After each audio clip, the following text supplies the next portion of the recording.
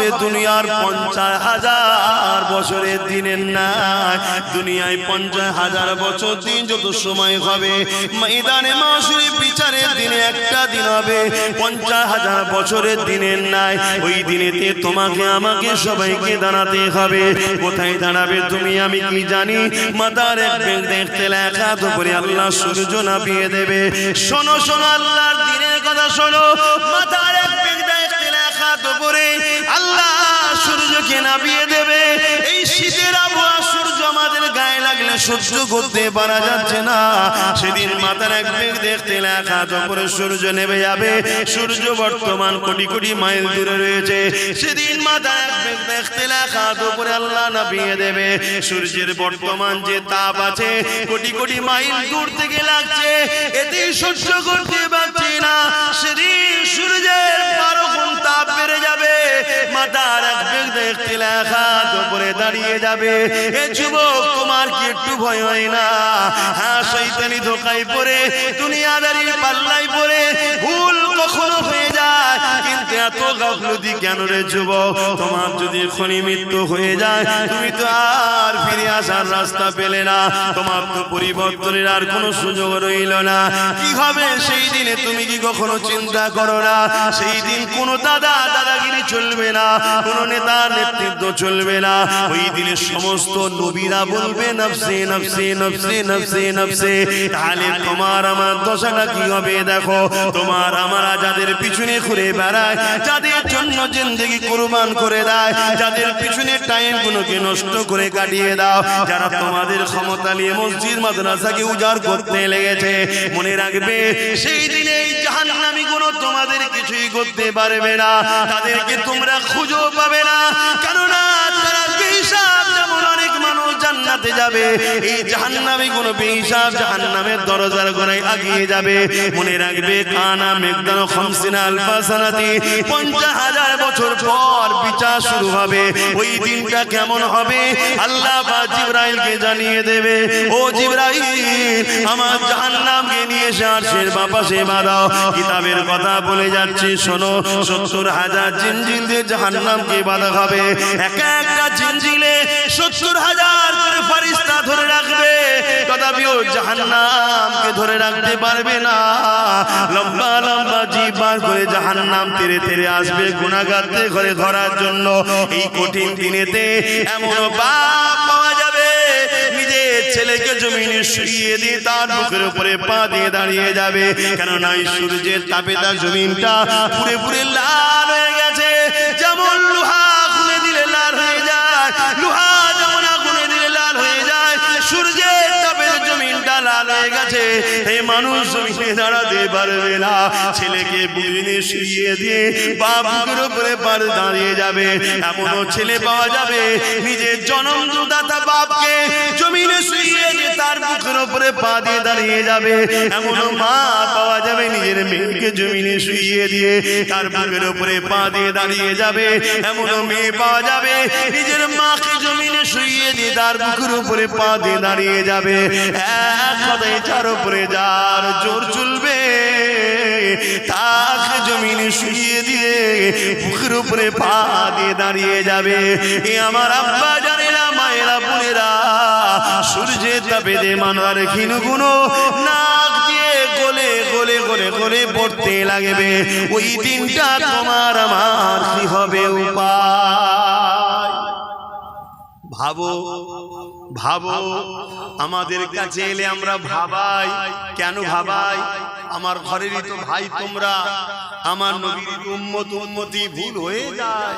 ভাবার পরে যদি একটু তওবা করে, একটু কাঁদে, একটু চোখের পানি ফেলে, আল্লাহ বলেছে আমি মাফ করব। জোরে বলুন সুবহানাল্লাহ। কিন্তু আমাদের ঘরে ছেড়ে যাদের পিছনে ছুটছুটি করছো, তোমাদের ঘরে তো ভাবানো দূরের কথা, যদি না ভাবে সেজন্য আরো চেষ্টা করছে। মেয়ে লাগবে লে, মদ লাগবে লে, গান লাগবে লে, ফাংশন করবি পয়সা লি যা, যা খুশি কর, শুধু আল্লাহ ও রাসূলের দিকে ফিরে নাই মুসলিম যুবকরা চলে যায়। কেন এরা যদি ফিরে চলে আসে ওই শয়তানদের শয়তানি বন্ধ হয়ে যাবে। কথা শুনছেন না? তারা কোনোদিন চাইবে হাফেজ তৈরি হোক আর আমার মতো ওয়াজ করে করে মানুষকে বুঝা? তারা কোনোদিন চাইবে মাওলানা তৈরি হোক যারা মানুষকে বুঝাবে, কওমকে ডেকে ডেকে ডেকে ডেকে আনবে, আয় বাবা ফিরে আয়, আল্লাহর বান্দা আল্লাহর দিকে আয়? কেউ চাইবে ভাই? কিন্তু এখন আমার কওমের কাছে আমরা তো আসামি হয়ে গেছি, তোমাদের দুশমনরাই এখন তোমাদের বন্ধু হয়ে গেছে। কি গো, আমি বলা ভুল হচ্ছে নাকি? একটু সরাসরি দাও, পরিবর্তন হও আমার যুবকেরা, ফিরে আসো। আমি আশা রাখবো দ্বিতীয় বছর হচ্ছে, একদিন না একদিন এই জায়গা যেন একটা ইলমের বাগান তৈরি হয়, এখান থেকে জান্নাতের জন্য খুশবু বাহির হয়। জোরে বলুন সুবহানাল্লাহ। মনে রাখবে, যেখানে কোরআন তেলাওয়াত হয় ওই জায়গায় আল্লাহর রহমতের ফেরেশতারা আসা যাওয়া করে। জোরে বলুন সুবহানাল্লাহ। আর রহমতের ফেরেশতারা আসা যাওয়া করলে আপনাদের ঈমান কি বলছে? বালা মুসিবত, চাষবাস, কাজবাজ সব ভালো হবে না খারাপ হবে? ভালো হবে। এই কঠিন দিনেতে কি হবে তোমার আমার উপায়? এই কঠিন দিনেতে যারা হাফেজে হাক্কানি হবে তাদেরকে যখন জান্নাতে আল্লাহ যেতে বলবে, যান আপনাদের এখানে দাঁড়াতে হবে না। মন দিয়ে শোনে, বাপের গল্প শোনাচ্ছি, নবীর হাদিস শোনাচ্ছি। আল্লাহ বগির হাফেজে কোরআন দিওকে আল্লাহ বলবে, আমার হাফেজ সাহেব বান্দারা, দুনিয়া জমিন আপনারা আমার কোরআনকে আয়ত্ত করেছে, দুনিয়ার মানুষ আপনাদেরকে অনেক ছোট বড় কথা বলেছে, এই হাফেজ সাহেব হয়ে কি হবে? একে যদি ডাক্তার উকিল জজ করা হতো, কোটি কোটি টাকা ইনকাম করতো, আরে বাপ মাকে হজে পাঠাতো, ভালো মন্দ গাড়ি চাপাতো, অনেক কিছু করাতো, এই হাফেজ সাহেব হয়ে কি আর করবে? ওই তো মসজিদে গিয়ে 2,500-3,000 টাকা নেবে, ছাড়া আর কি পাবে? তথাপিও আপনারা কারো কথায় কান না দিয়ে এ হাফেজ সাহেবরা তোমার আমার কোরআন তেলাওয়াত করেছো, আমার কোরআন আয়াত্ত করেছো। দুনিয়াকে আমি চ্যালেঞ্জ দিয়েছিলাম, অর্থাৎ আল্লাহ চ্যালেঞ্জ দিয়েছে, যখন কোরআনের বিরুদ্ধে ষড়যন্ত্র হয়েছিল জাহিলিয়াতের যুগে, আমার আল্লাহ বলেছিল দুনিয়ার মানুষ আল্লাহ ছাড়া সবাইকে একত্রিত করে কোরআনের একটা আয়াত লিখে দেখাও, তারা পারেনি। এবং আল্লাহ জানিয়েছে এই কোরআনকে কিয়ামত পর্যন্ত দুনিয়া জমিনে হিফাজতের দায়িত্ব আমি আল্লাহ নিয়ে নিলাম। এ আমার হাফেজে বান্দারা, তাই তোমরা আমার কোরআনকে, দুনিয়ার কাগজ কলমে তো লেখা রয়েছে, দুনিয়া যদি সেগুলোকে মিটিয়ে দিতেও চায়, তোমরা তাই নিজেদের সিনার মধ্যে আমার কোরআন আয়ত্ত করে নিয়েছিলে। আমার হাফেজে বান্দারা, আজকে তোমাদেরকে এই কঠিন দিনে ময়দানে মাশরে দাঁড়াতে হবে না, তোমরা আমার জান্নাতে চলে যাও, জান্নাতে চলে যাও। ওই সময় হাফেজে বান্দারা বলতে লাগবে, আমার আল্লাহ পাক, আমরা তো জান্নাতে যাব, কিন্তু আমরা হাফেজ হওয়ার জন্য আমাদের পিছনে যারা ওসিলা হয়ে দাঁড়িয়েছিল, কেউ আমাদেরকে জায়গিরি দিয়েছিল, কেউ আমাদেরকে থাকার ঘর দিয়েছিল, কেউ আমাদেরকে মাসে মাঝে খানা খাইয়েছিল, কেউ আমাদেরকে পড়ার জন্য ঘর করে দিয়েছিল, কেউ আমাদের থাকার জন্য ব্যবস্থা করে দিয়েছিল, কেউ আমাদের জামা কাপড় কিনে দিয়েছিল, নানান দিক থেকে সহযোগিতা করেছিল। আল্লাহ তারা তো ময়দানে মাশরে নফসি নফসি নফসি করছে। আল্লাহ তাদেরকে ছাড়া আমরা কেমন করে যাই?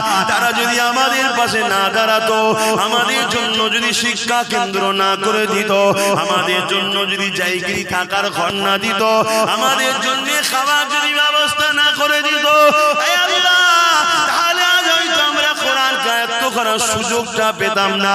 বিশাখ আপনি স্মরণ করিয়ে রেখেছে, কিন্তু ওসিলা তো তারা হয়েছিল, আল্লাহ তাদেরকে ছাড়া আমি জান্নাতে যাব না। আমার আল্লাহ বলবে, সত্যাটা সত্য বলছি না, হে আল্লাহর বারিস্তারে যাও যাও যাও যাও, এই হাফেজদের কাতারে একজন হাফেজ সাহেবের সাথে 70 জন পর্যন্ত ব্যক্তিকে আমি আল্লাহ মাফ করে দিয়ে জান্নাতি ঘোষণা দিলাম। আরো জোরে বলুন সুবহান।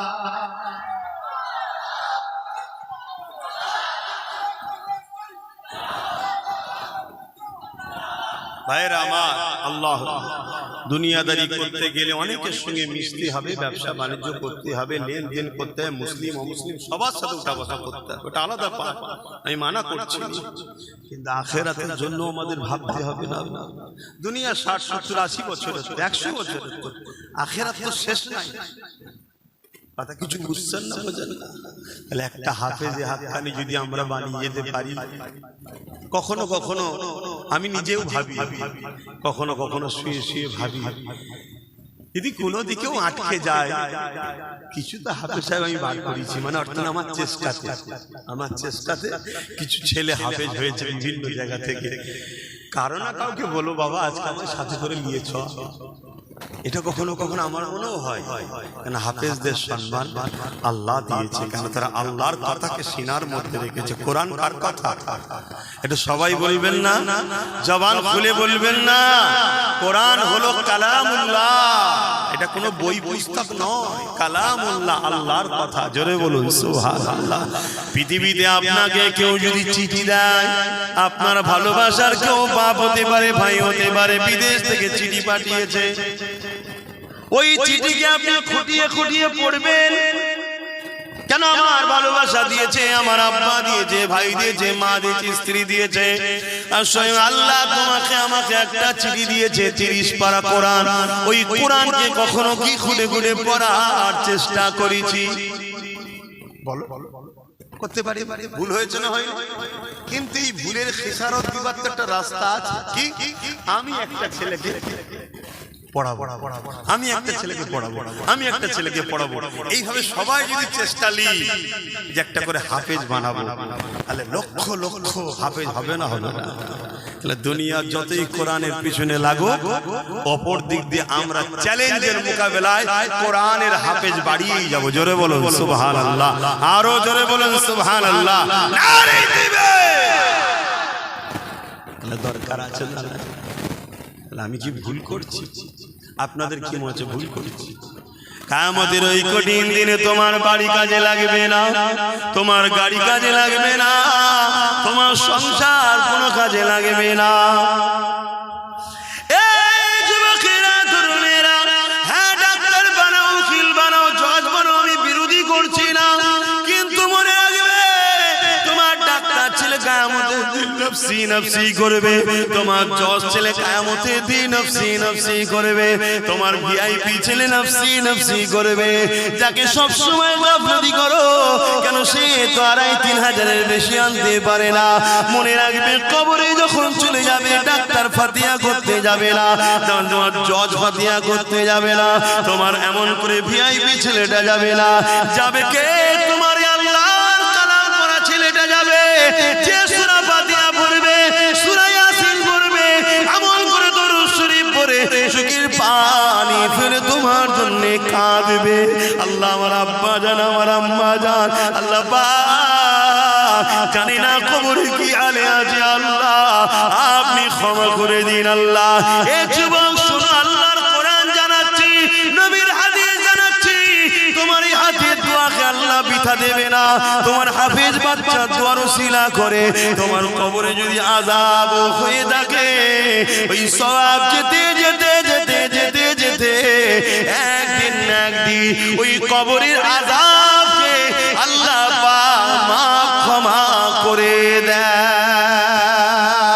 এই যুবকেরা, তরুণেরা, বাপেরা, এই নবী পাকের প্রেমিকেরা, এই মনে রাখবে হাফেজ তৈরি করো, আলেম তৈরি করো। কেন? কিয়ামতের দিনেতে এদের সাথে হাসর নাসর হবে। নবী আমার বুখারীর মধ্যে জানিয়ে দিলে, এই দুনিয়ার মানুষেরা দুনিয়ায় যে একে ভালোবাসবে সে তার সঙ্গে হাসর নাসর হবে। এই কোরআনকে মহব্বত করো, কোরআনকে প্রিয়ার করো।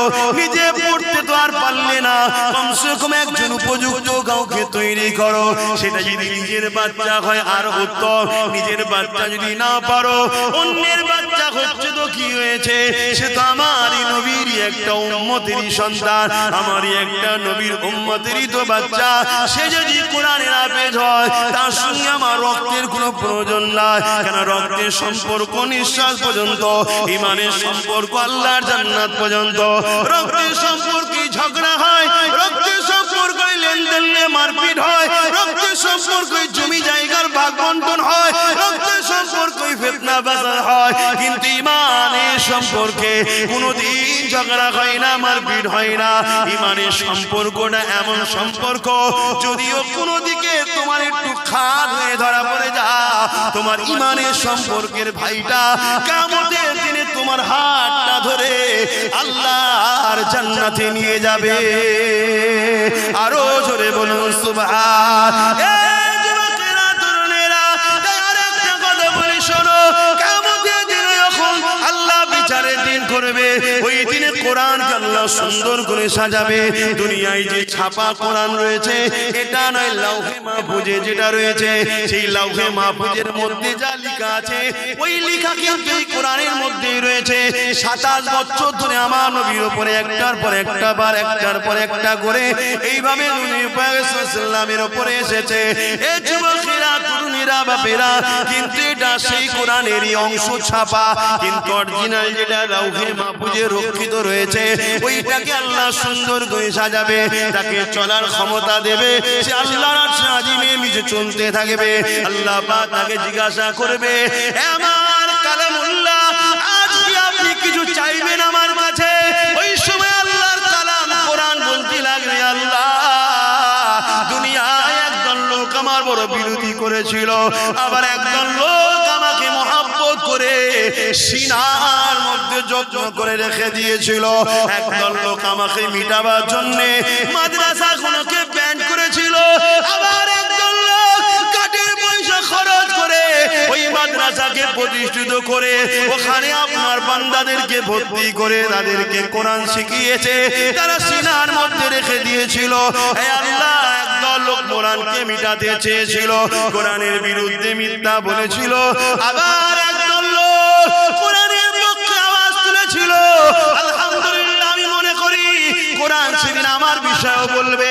হে আল্লাহ, আব্বাস আমার পক্ষে আওয়াজ তুলেছিল, যারা কোরআন মিটাতে চেয়েছিল তাদেরকে মানবরূপী পশু বলেছি। হে আল্লাহ, কোরআনের পক্ষে দাঁড়িয়ে আমাকে পিয়ার করে আব্বাস কথা বলেছিল, এই বলাতে আব্বাসের অনেক দুশমন বেড়েছিল, তবে আব্বাস কোরআনকে ভালোবেসে আওয়াজ তুলেছিল। আজকে আপনার কালামুল্লাহ আমি আপনার কাছে আশা রাখি, সেদিন যারা কোরআনকে পিয়ার করেছে, কোরআনকে মহব্বত করেছে, কোরআনের মজলিস করেছে, কোরআনিয়া প্রতিষ্ঠান তৈরি করতে চেয়েছে, আল্লাহ তাদেরকে আজকে আমি জান্নাতে দেখতে চাই। আমার আল্লাহ কালামুল্লাহ নিজের কথাকে খুশি করার জন্য, কালামুল্লাহ মানে আল্লাহ নিজের কথা, নিজের কথাকে সম্মানিত দিবার জন্য আল্লাহ তাদেরকে জান্নাতে দিয়ে দেবে। কোন দিক দিয়ে যাদের সঙ্গে কোরআনের প্রেম ভালোবাসা ছিল, আরো জোরে বলুন সুবহান।